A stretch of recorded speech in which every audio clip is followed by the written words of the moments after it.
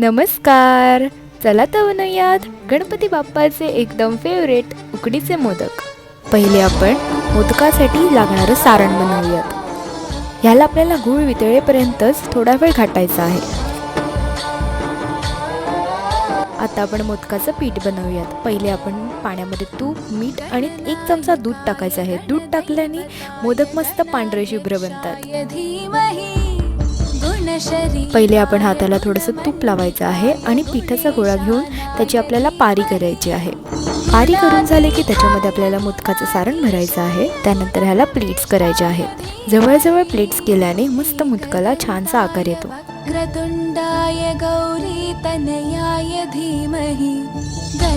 त्यानंतर वर मस्त केसर लावायचं आहे.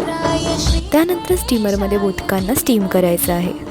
तुम्ही सुद्धा असे मोदक बनवून गणपती बाप्पाला खुश करा. गणपती बाप्पा मोरया.